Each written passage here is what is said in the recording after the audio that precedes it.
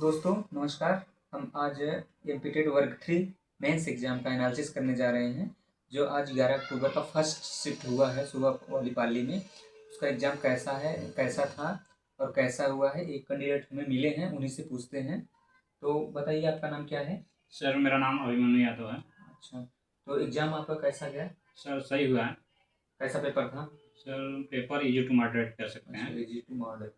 और टाइम का मैनेजमेंट कैसा था? सर टाइम मैनेज सही हुआ है। अच्छा, बढ़िया है। नियर अबाउट 1.5 घंटे में मेरा हो गया था एग्जाम। 1.5 घंटे में। हम्म, तो जो पाँच पोर्शन था उसमें ना, हाँ सर हाँ। पांचों पोर्शन में क्या क्या क्या कठिन था, क्या सरल था, आप सर बता। सब सब्जेक्ट का जो वो क्वेश्चन थे सब बैलेंस ही मानकर चल सकते हैं। हाँ। ना ज़्यादा हार्ड था ना इजी था। अच्छा। ये नहीं कर सकते हैं जैसे इंग्लिश बहुत ज़्यादा हार्ड पूछती है या जी। साइंस बहुत ज़्यादा हार्ड पूछती है। जी। सबका लेवल एक जैसा बनाया था। अच्छा, तो इंग्लिश कैसा था? सर इंग्लिश ठीक था। उसमें सर आर्टिकल से ज़्यादा क्वेश्चन पूछा था। नियर अबाउट 3 से 4 क्वेश्चन आर्टिकल से पूछा था। अच्छा। जैसे ऑप्शन दिया था उसमें fill in blank filling in blank blanks. के टाइप का दिया था। और एक ही में जैसे एक ऑप्शन दे रहा था उसमें 3-4 जैसे दे रहा था एन भरा जाएगा कि दो भरा जाएगा कि ए अच्छा भरा अच्छा। जाएगा। जी। और सर इसमें आइडम फ्रेज से ज़्यादा क्वेश्चन मतलब एक क्वेश्चन दिया था आइडम एडम फ्रेज से। फेस से क्वेश्चन एक क्वेश्चन दिया था और जो पैराग्राफ दे रहा था उससे क्वेश्चन नहीं पूछ रहा था लेकिन उससे जो ग्रामेटिकल वाला ग्रामेटिकल पार्ट था वो पूछ रहा वो था। पूछा। और हिंदी कैसी थी? सर हिंदी भी ठीक थी। उसमें भी सर ऐसा ही था कि जो पैरा दिया था उससे क्वेश्चन नहीं था लेकिन उसमें जो वर्ड दिए थे शब्द दिए थे उससे जैसे पूछ रहा था कोई शब्द ले रहा था और पूछ रहा था कि इसे इसका पर्यायवाची कौन सा शब्द होगा, इसमें कौन सा तत्सम है, विलोम कौन सा है, ऐसे ही क्वेश्चन पूछ रहा था। अच्छा, और मैथ? सर मैथ में भी मैथ ठीक था थोड़ा लेकिन कंसेप्चुअल था। कंसेप्चुअल था। अगर सही से पढ़ेंगे क्वेश्चन सही से नहीं पढ़ेंगे तो फिर नहीं हो नहीं हो पाएगा। बहुत मतलब डीपली पढ़ना पड़ रहा है डीपली क्वेश्चन पढ़ना को। पड़ रहा था। और विज्ञान?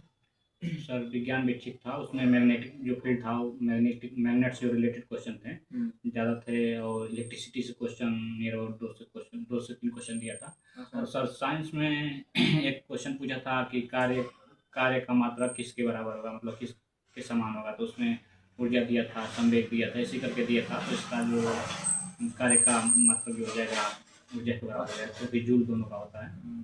तो उसमें जैसे फिजिक्स केमिस्ट्री बायोलॉजी हो गए, इसमें मतलब किस पोर्शन से क्वेश्चन अधिक है, किस सब्जेक्ट से, सर तीनों में से? सर लगभग लग रहा था सेम मतलब बराबर ही था सेम, हाँ, इक्वली। बराबर इक्वल था। अच्छा, और जो सोशल साइंस था, social sir science? Social science भी ठीक था। उसमें से जैसे पूछा था नमक आंदोलन का नेतृत्व किसने किया था। अच्छा अच्छा, तो महात्मा गांधी महात्मा जी गांधी। रहेंगे। और जो है और एक क्वेश्चन दिया था जीवीएस से दिया था, ग्रास वैल्यू एडेड टैक्स से दिया था। अच्छा उसका मतलब उसमें कौन कौन सी चीज़ें ऐड की जाती हैं अच्छा। वो दिया था। और एक करंट से रिलेटेड क्वेश्चन कर दिया था उसी से अच्छा, से करंट। संबंधित कि तृतीय 2017-18 में तृतीय क्षेत्र में अच्छा ग्रास वैल्यू एडेड टैक्स का कितना परसेंट योगदान है। और एक और क्वेश्चन पूछा था कि 2000 मतलब 25 वर्षों में वर्तमान से 25 वर्षों में मानव पृथ्वी पर उपलब्ध जल का कितने परसेंट यूज कर सकता यूज है। कर सकते हैं। तो अच्छा उसमें ऑप्शन दिया था 0.6%, 5.5%, 0.4% ऐसे दिया था। तो मुझे इसका पता नहीं था आंसर तो फिर मैंने अच्छा। नहीं लगाया इसको। तो आप अपने पेपर से संतुष्ट हैं ना? हाँ सर पेपर तो संतुष्ट हैं। क्या आप अपना मार्क्स शेयर कर सकते हैं, बता सर सकते हैं? मेरा मार्क्स 77 नंबर है। देखिए, इनका मार्क्स 77 है, क्योंकि जो है कि पहले कैंडिडेट हैं जो हमसे मिले हुए हैं, और इनका 77 मार्क्स है, और सबका तो इससे कम ही है।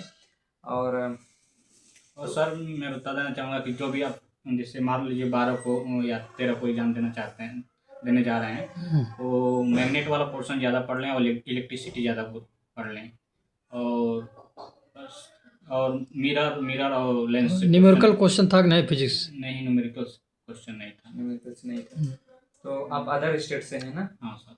और एक क्वेश्चन इस वाले कंसेप्ट पे दिया था मैथ में कि जैसे मान लीजिए दो संख्याओं का गुणनफल जो है उसके एलसीएम और एचसीएफ के बराबर होता है। उससे दिया था दो संख्याओं का गुणनफल दे दिया था उसमें और एलसीएम दिया था और एचसीएफ पूछा था। अच्छा अच्छा। तो इसमें जैसे मान लीजिए उसका आंसर आया था 2 के पावर 0 इंटू 2 के पावर 3 आया था।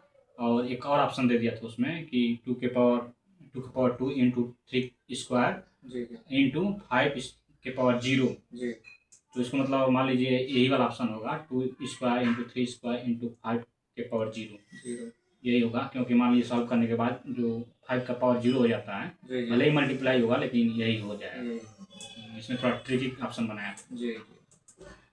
तो चलिए, आप जो है कि अदर स्टेट से हैं, आप तो यूआर में आएंगे, फिर हाँ। भी आपका स्कोर बढ़िया है, आपका सिलेक्शन हो जाए। Best of luck, God bless you. Thank you.